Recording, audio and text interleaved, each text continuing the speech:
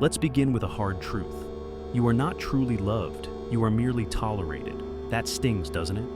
And it should, because for most of your life, society has conditioned you to believe that being loved is the ultimate goal, the thing you must relentlessly chase.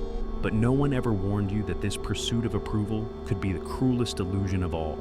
You've been taught that if you show enough kindness, if you are agreeable enough, others will love you in return. But here's the truth no one wants to acknowledge. Kindness, in many ways, is a gateway to betrayal. Every time you strive to please, you make yourself vulnerable. Every smile, every gesture of goodwill exposes you in ways you may not even realize. And as you try harder to gain acceptance, those around you quietly assess your weaknesses, calculating just how far they can push before you finally break. Deep down, even if you deny it, you know that love is fragile, it is fickle, subject to fleeting emotions, and can be destroyed by a single wrong word or an unforeseen mistake. But fear is different. Fear does not waver with moods or whims. It is not bound by temporary affections. Fear is engraved in memory, like a scar that never fades. Let's make a distinction here. I am not talking about the kind of fear that breeds hatred or humiliation. Such fear is self-destructive and ultimately worthless. No, the fear I speak of is something else entirely, fearful respect. This is the kind of respect that prevents others from challenging you. It is the force that makes people think twice before crossing you because they understand the consequences will be severe. Here's the uncomfortable truth no one wants to admit. It is far safer to be feared than to be loved. History is littered with the ruins of leaders who longed to be loved, only to be betrayed by those they trusted most. Those who believed that affection alone would fortify their power found that, in the end, their kindness was their undoing. Their warmth crumbled the moment they made a misstep, or when their so-called allies saw an opportunity to exploit their weaknesses. And this isn't just history, it's happening now. Society pretends to reject Machiavellian principles, but if you look closely, you'll see that these strategies are more prevalent than ever. You've been deceived, conditioned to believe that firmness is cruelty, that setting boundaries makes you a tyrant. But ask yourself, who benefits from that lie? The answer is simple. Those who are waiting for you to lower your defenses. Those who watch patiently, anticipating the moment you let your guard down so they can strike. Loyalty is fragile. It exists only as long as it serves the interests of the loyal. But respect lasts as long as there is an understanding of consequences. Consider the corporate world. The CEOs who maintain power do so not because they are adored, but because they command respect through their ability to make difficult, unpopular decisions. The leaders who steer their companies through chaos and uncertainty are not the ones seeking affection. They are the ones whose decisiveness demands respect. The same principle applies in politics. The most resilient leaders are those who do not bend to fleeting popularity, but instead enforce their principles with unwavering resolve. They understand that affection is transient, but respect, especially respect reinforced by the fear of consequences, endures. Even in personal relationships, the balance between fear and love is delicate. Parents, teachers, and mentors who set firm boundaries and enforce them consistently earn the deepest respect. Their strictness is not about instilling terror. It is about fostering growth, discipline, and a mutual understanding that lines must not be crossed. The media perpetuates the illusion that kindness and empathy alone create great leaders. But what they fail to acknowledge is that the most effective leaders, whether in business, politics, or sports, have mastered the art of integrating fear into their authority. Consider the greatest coaches in sports history. They may not have been the most loved, but their players respected them deeply. Their discipline, their unwillingness to compromise on excellence, led their teams to victory time and time again. Ultimately, the choice is yours. Will you chase the fleeting comfort of affection, or will you cultivate the enduring power of fearful respect? Remember, respect built on fear is not about oppression. It is about commanding a presence where your boundaries are honored, your authority recognized, and your integrity left unchallenged. It is about crafting a legacy of strength and resilience, one that withstands the test of time. So, how do you achieve this balance? It begins with defining the core values you refuse to compromise on. It requires unwavering consistency in your actions and ensuring that every consequence you enforce is just and fair. In doing so, you will not only secure respect, you will establish a power that does not waver, a presence that demands recognition, and a legacy that will not be forgotten. This approach not only garners respect, but also instills a sense of predictability and security among those who follow you. In conclusion, being loved is pleasant, but being respected is powerful. The leaders who leave a lasting impact are the ones who understand the delicate dance between fear and respect, wielding it with wisdom and integrity. Machiavelli understood something that many modern leaders forget. Power is built on two key principles: laws and force. Laws are essential, they set limits. But force is what ensures those laws are respected. Without force, laws are just words on paper. And without laws, force becomes unchecked tyranny. An intelligent leader understands how to balance both. They know that maintaining order requires authority, but they also recognize that unnecessary cruelty breeds resentment. This delicate balance is the cornerstone of effective leadership, and it is more relevant today than ever. You might think this sounds cynical or harsh. After all, we've been taught that kindness is always the way. But how many times have you seen someone trampled on because they were too good, too kind? How often has indulgence been mistaken for permission to betray? And yet, you still cling to the idea that love will protect you from betrayal. It won't. The only real defense you have is respect. Consider the role of a CEO in a major corporation. The CEO must enforce company policies, the laws, while ensuring their authority is respected, the force. Employees must understand that while there is room for innovation and creativity, there are boundaries that cannot be crossed without consequence. This respect for authority creates an environment where productivity flourishes and goals are met consistently. In the realm of politics, leaders who skillfully balance laws and force often enjoy longer tenures and greater success. Take, for instance, historical figures like Winston Churchill, who combined the rule of law with decisive action during wartime. His leadership was not about blind aggression, but about calculated measures that commanded respect and ensured national security.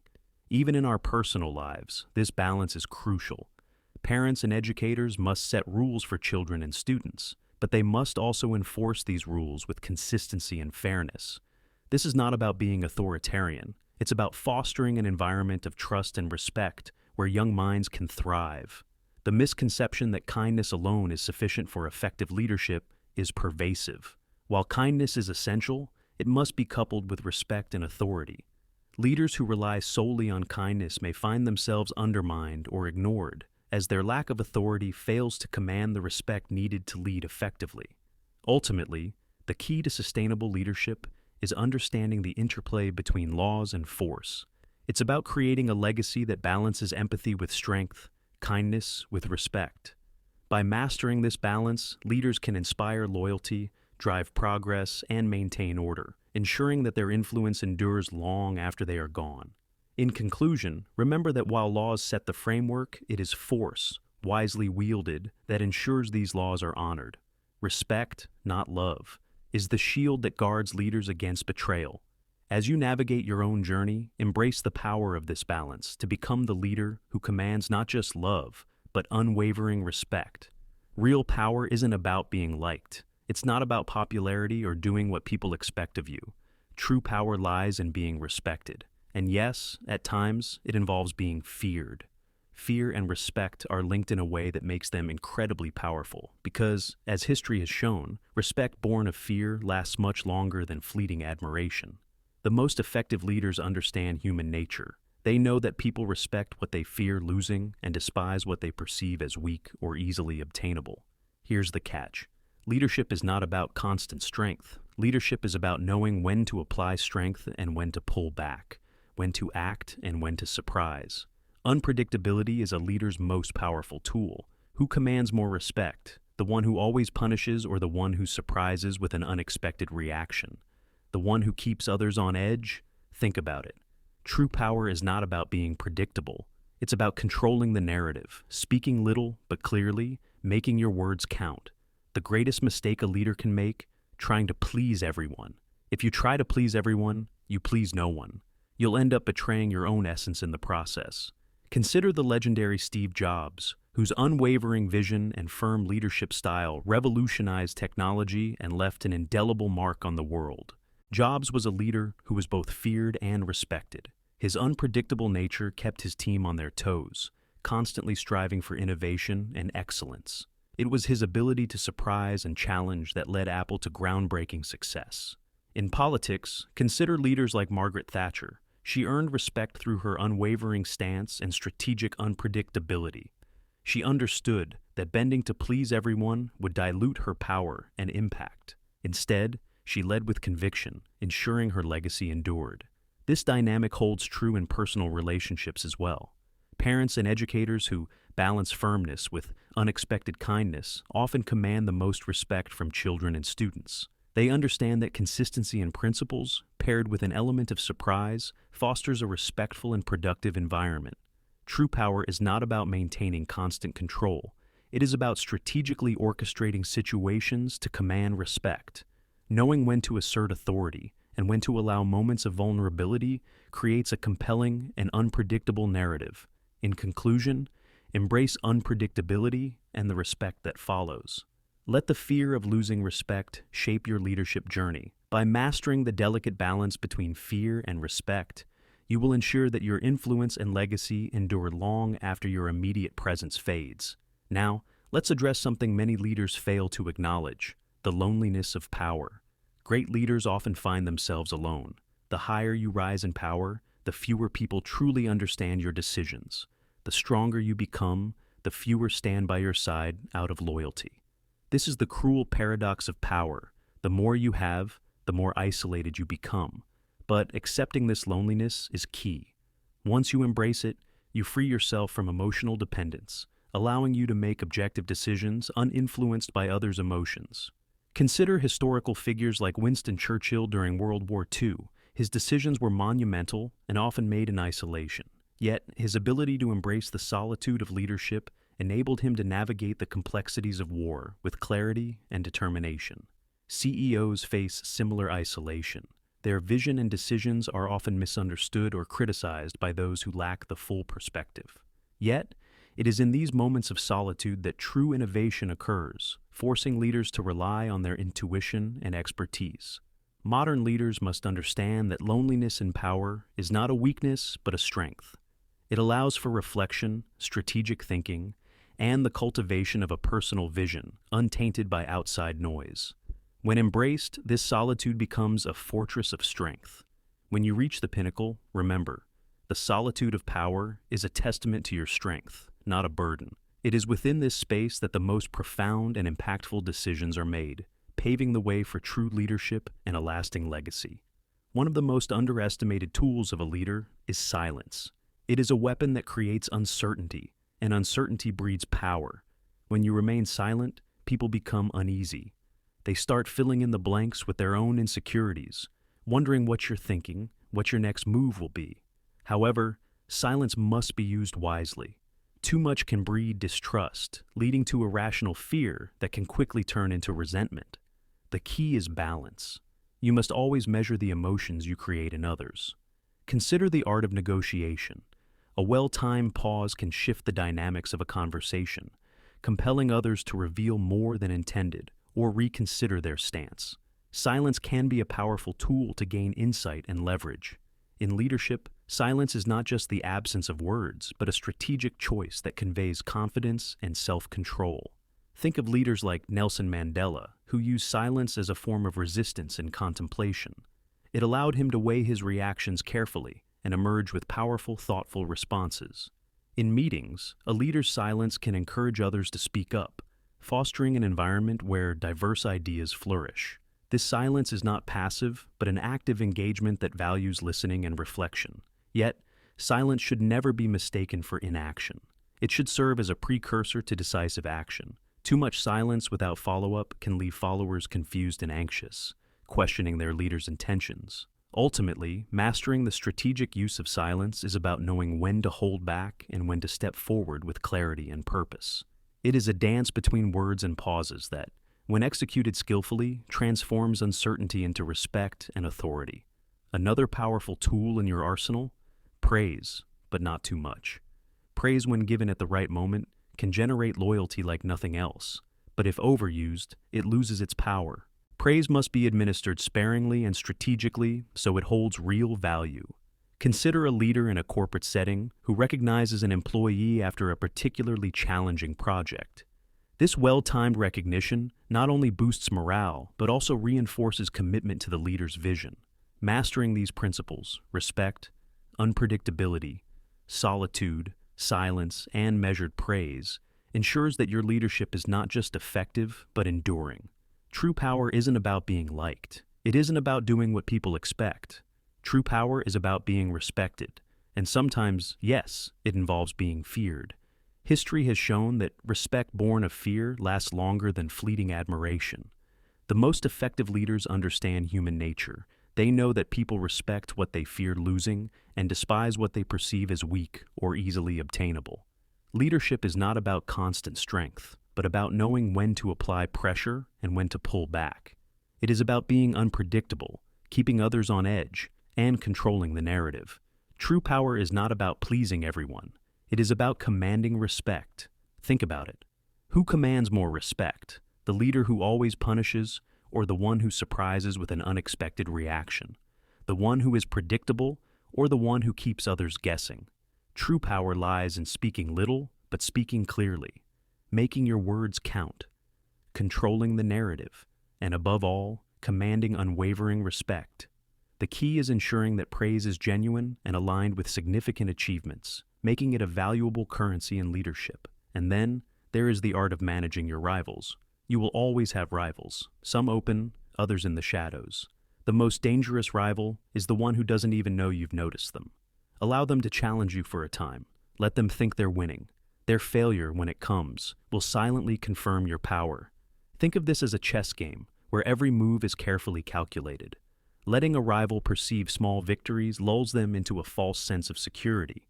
When the time is right, a strategic move can shift the balance of power back in your favor, showcasing your strength without the need for direct confrontation.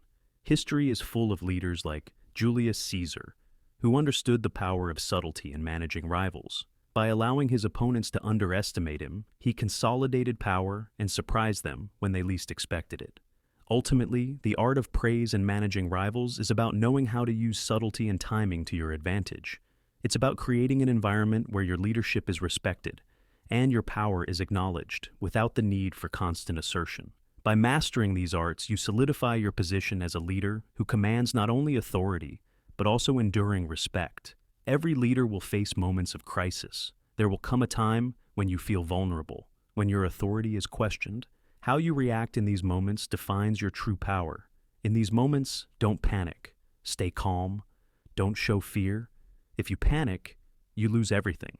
But if you remain composed, if you demonstrate that your authority stands firm, even in the worst of times, you will earn the respect of everyone around you. Consider the example of a captain steering a ship through a storm. The crew looks to their leader for assurance. A leader who remains calm not only navigates the ship, but also instills a sense of confidence and security in their team. This calmness becomes a beacon in the chaos, guiding everyone safely to shore. In the business world, CEOs who maintain composure during financial downturns can turn potential disasters into opportunities for growth and innovation. Their steadiness reassures stakeholders and inspires the entire organization to rally together. Ultimately, it's not the absence of challenges, but your response to them that solidifies your leadership.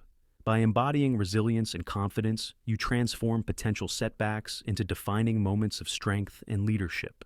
Now, after all of this, you must ask yourself, do you truly want power? Because power is not for the faint of heart. It is dangerous, uncomfortable, and full of uncertainty.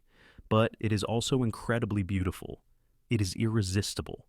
The true leader is one who thrives in discomfort, who lives in the tension of constant uncertainty, and who knows how to navigate it. True leadership isn't about always being right. It's about knowing when to act, when to retreat, and when to let others make their own mistakes. This wisdom in action fosters an environment where learning and growth are paramount, allowing a leader to cultivate a resilient and innovative team. Greatness comes from understanding this delicate balance between fear and respect, and knowing how to use both to create loyalty without crossing into hatred. It's about inspiring others through the strength of your convictions and the humility to acknowledge your limitations. In this pursuit of power, remember that true strength lies not just in commanding others, but in empowering them to rise alongside you. Thus, the leader who masters the art of power not only navigates its challenges, but enriches the lives of those they lead.